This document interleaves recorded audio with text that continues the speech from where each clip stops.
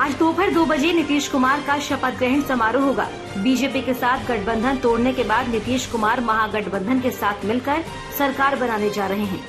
कुल 7 पार्टियों के सहयोग से ये सरकार बनने जा रही है। नई सरकार में जेडीयू और आरजेडी के 14 मंत्री हो सकते हैं।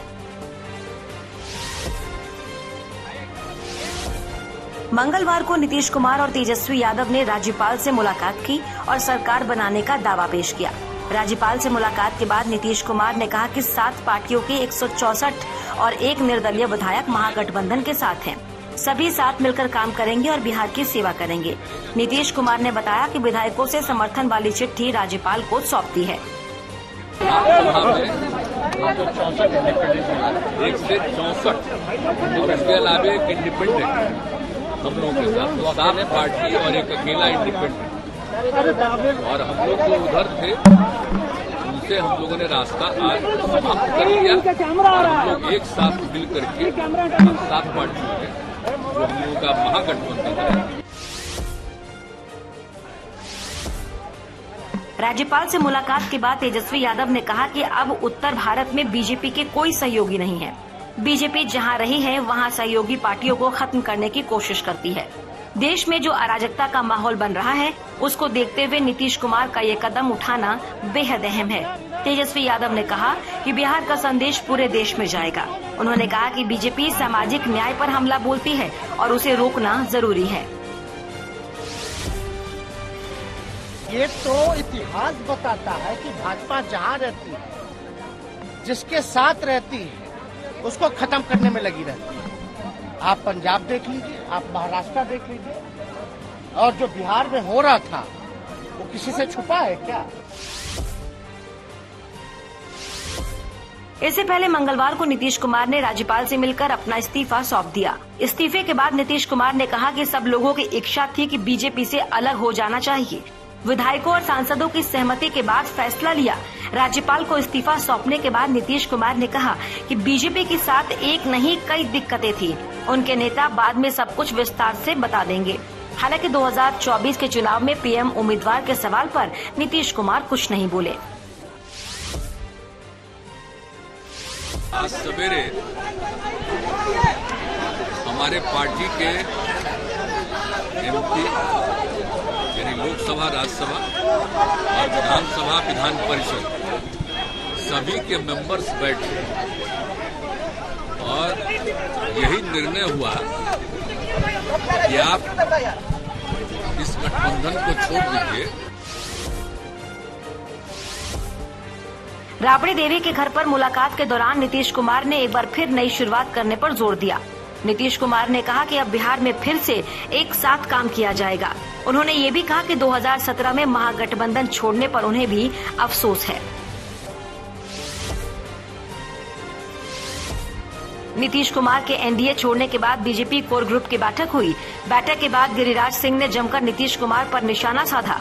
उन्होंने कहा कि नीतीश कुमार की महत्वाकांक्षा जागी है। बिहार की जनता उनको फिर से सबक सिखाएगी। उनमें हिम्मत है तो बताएं कि उनको कौन तोड़ेगा। वो जीवन में कभी भी प्रधानमंत्री नहीं बनेंगे।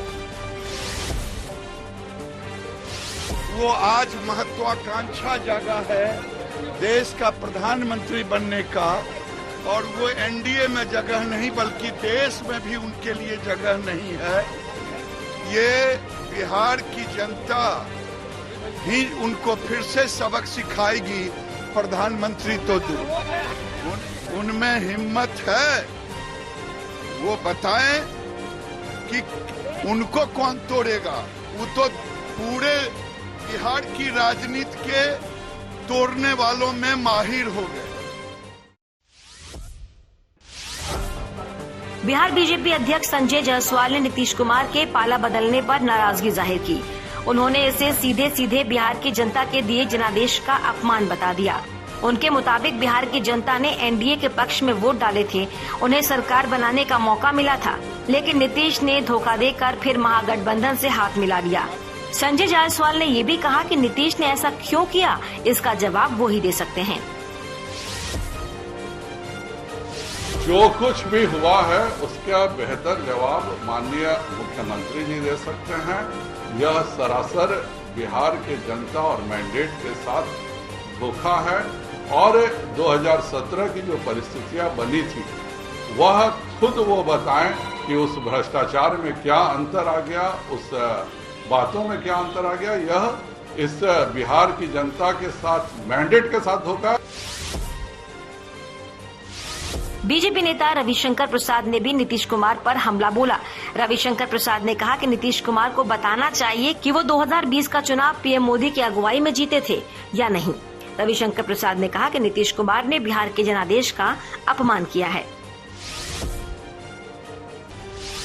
नीतीश कुमार से हमें एक सवाल पूछना है।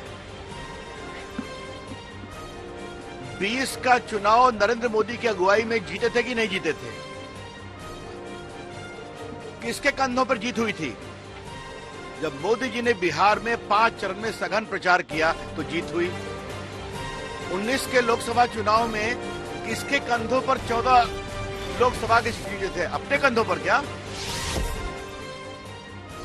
जेडीयू संसदीय बोर्ड के अध्यक्ष और पूर्व केंद्रीय मंत्री उपेंद्र कुशवाहा ने जेडीयू के बीजेपी का साथ छोड़ देने के बाद कहा कि यह निर्णय सिर्फ बिहार ही नहीं, देश के लिए भी मील का पत्थर साबित होगा। उपेंद्र कुशवाहा ने ट्वीट किया कि एनडीए से अलग होने के निर्णय से देश को फिर से रूढ़िवाद के दलदल में धकेलने की साजिश में लगी बीजेपी के चक्रव्यूह से हम सब बाहर आ गए हैं। चिराग पासवान ने नीतीश कुमार पर हमला बोलते हुए कहा कि ये सब कुछ लंबे समय से चल रहा था और इसे एक दिन होना ही था। चिराग पासवान ने कहा, मैंने 2020 में कहा था जब उनको मौका मिलेगा वो अपनी व्यक्तिगत महत्वाकांक्षा को पूरा करने के लिए महागठबंधन में वापस आ जाएंगे। ये लंबे समय से चल रहा था और ये इवेंचुअली होना ही था। मैंने 2020 विधानसभा चुनाव परिणामों के तुरंत बाद मैंने इस बात की घोषणा की थी। भविष्यवक्ता नहीं हूं तो भविष्यवाणी नहीं बोलूंगा, पर मैंने इस बात को कहा जरूर था कि बहुत जल्द मुख्यमंत्री जी महागठबंधन में वापस जाएंगे अपनी व्यक्तिगत महत्वाकांक्षाओं से। केंद्र में मंत्री पशुपति पारस ने साफ कर दिया कि वो एनडीए का साथ नहीं छोड़ने वाले हैं। उनकी पार्टी आगे भी बीजेपी का समर्थन करने वाली है। पशुपति पारस ने कहा कि बिहार में जो भी कुछ हुआ है वो विकास के लिहाज से सही नहीं है। नीतीश ने ये सही कदम नहीं उठाया।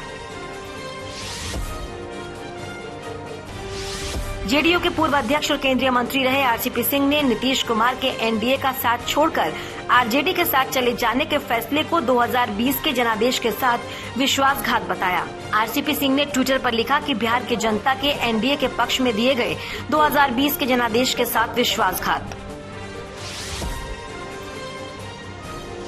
नीतीश कुमार दिल्ली जा कांग्रेस के अंतरिम अध्यक्ष सोनिया गांधी और राहुल गांधी से भी मुलाकात कर सकते हैं।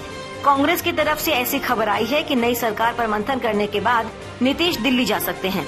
सूत्रों के मुताबिक नई सरकार में कांग्रेस खुद के लिए स्पीकर के साथ साथ 3 से 4 मंत्री पद मांग रही है। बिहार में सत्ता में हुए बदलाव के बहाने समाजवादी पार्टी के अध्यक्ष अखिलेश यादव ने बीजेपी पर हमला बोला। अखिलेश यादव ने कहा है कि ये एक अच्छी शुरुआत है। आज ही के दिन नारा दिया गया था अंग्रेजों भारत छोड़ो, आज नारा दिया जा रहा है बीजेपी भगाओ। मुझे उम्मीद है कि अब दूसरी पार्टियां भी बीजेपी के खिलाफ खड़ी होंगी। ये एक अच्छी शुरुआत है जहाँ दल इकट्ठे हो रहे हैं और दल मिलकर के भारतीय जनता पार्टी का सफाया कर रहे हैं। लेकिन मुझे देश की जनता से अपील है, इस समय राष्ट्रपिता महात्मा गांधी ने कभी नारा दिया था, इस देश से अंग्रेज भाग गए। आज के दिन देश की जनता तय करे कि भारतीय जनता पार्टी का सफाया होगा।